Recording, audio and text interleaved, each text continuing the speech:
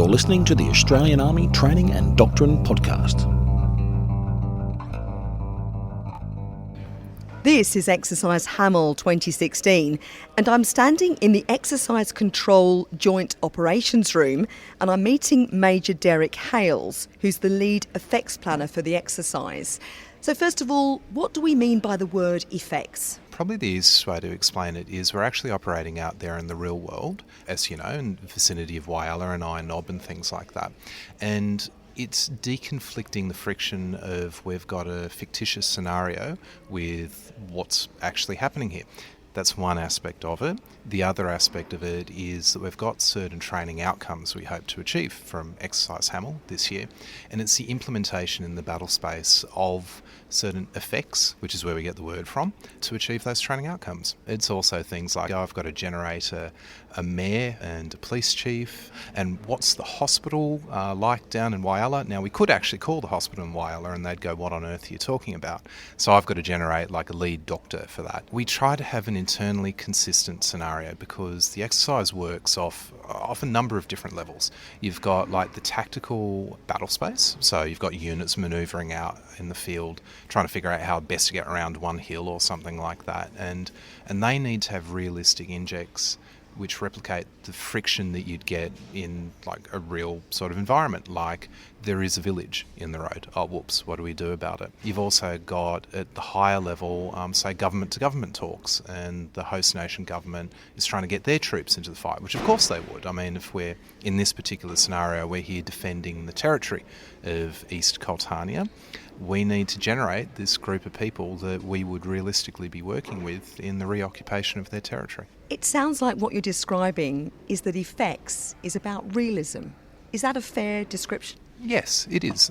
With what we were talking about full spectrum operations and exercises and things like that, if we're going to expect people to go out there into the real world and do something, we actually need to try our best to make it as realistic in the training.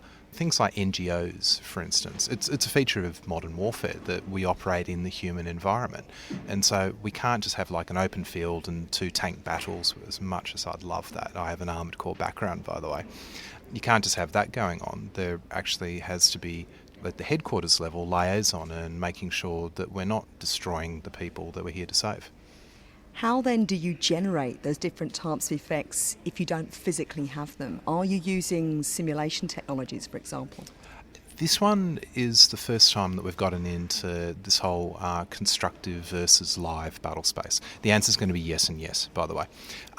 So this year's Hamel is the first time it's been in the divisional construct. So we've got one brigade operating in the live space in the vicinity of the Coltana training area. Then we've also got 3 Brigade, the headquarters of it. So there's the real 3 Brigade with my old boss, Brigadier Field, in charge of it, just sitting up the hill from here. And his people are in charge of a whole bunch of basically icons on a computer simulator. And then we've got the US Brigade, 3rd of the 25th. Same thing, their headquarters, and they're controlling a whole bunch of icons. And on the other side, you've got 2 virtual brigades and 1 live brigade, being 7 Brigade, being an OPFOR. So, answering your question, yes, there is a huge component of it that occurs on a computer screen. But in the real world, like down in Coltana, we need to actually have real people interacting with the training audience as well. So it's a mixture of two. It's setting the scenario so it's realistic, and even putting in like CIMIC and population control injects, which equates to a little icon getting in the road of a tank icon up in the virtual space, and doing the exact same thing down in the live space of having people doing a protest in front of Australian manoeuvre. Have you drawn on the local community then to fulfil that particular role as part of the exercise? Quite considerably, actually. For the NEO that we did, which technically was a precursor activity, we had 20 civilian role players. That was because we left it a little bit late. But I've got all these photos on my phone of people like eating our ration packs and stuff like that as little thank you notes, which was terrific fun. Whilst we have detailed scripts for our soldiers going through activities like that, like people are people, and they just think of things that you never will. And for Whyalla itself, which was originally the plan where one brigade would end up, we've had a community integration program going for like the last couple of months, and that being integrating them with the exercise. So the idea being you go up to someone random on the street corner and go, hey, what do you think of those Camarians? And they're like, I don't talk to Australians, I've got a Planian background. Crikey, we can hear some kind of aircraft going overhead there. Yeah, no, wasn't me. That wasn't an effect that you'd planned.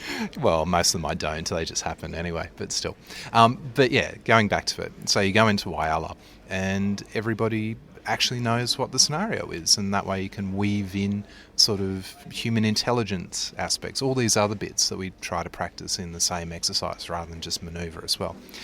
We're tracking up to about 50 role players, so I'm hoping we end up going, like real people that have said they'll volunteer, like in local businesses. And so I'm hoping we end up going to Whyalla, but it's a bit shaky at the moment. We'll have to send them thank you notes. How do you train them up then when you get local people involved who don't have a military background, that aren't part of the army? How do you brief them and get them to create the effect that you're looking for? That's exactly what we're after. We're not after army people. We can do that. We're after civilians. So we give them a little background note. You try to make it as short as possible. You are in this country. Here's your different wants and needs and hopes and dreams. Here's how you dispose to, say, the Australians versus the opposition force. But at the end of the day, how they treat you should actually have some sort of input on that. And then go on. That's about the level of brief. Why is it then so important to include this kind of planning as part of an exercise such as Hamel? When we do major exercises like this, again, we've got a series of mission essential tasks, and it all has to do with the training certification of the brigade. What that actually means when you get down to it in detail is, yes, tactical manoeuvre, but there's things like stabilisation operations, rear area security, civil military interaction. It's a full spectrum of operations. So if you're going to train a unit in full spectrum of operations, you need to give them the full spectrum environment. From your perspective then, what is the value of Exercise Hamel as a large-scale exercise that includes all these different elements that you've touched on? It's the only spot where we get to do it. Like, we will do high-level training at headquarters and we will say, yep, that worked, and go home. On Hamel, it won't work. It will be real friction, and we will really get stuck in the mud, even though we had a detailed planning timeline that said we were going to get to Whyalla by the 12th or something like that. And you just can't replicate that in any other environment. And how did you come to be in this role? What kind of training have you yourself completed? My previous role to this is I was an instructor at a reserve regiment, and I got posted to HQ 4Com and actually bounced around a couple of different ones before, because they always move you around when you first get posted in. Up until 2014, I was in the effects area as a captain, and I was working for a US Lieutenant Colonel that was come over here as a training officer, and he grabbed me to be in that area. Did you always think you would end up in effects, essentially creating this realism for exercises such as Hamel? I was once just talking to a dude at the pub, and he said that most people fall into their careers. So, yeah, I'm enjoying this particular job. Major Derek Hayles, thank you very much. This is Captain Sharon Maskell-Dare reporting from Exercise Hamel 2016.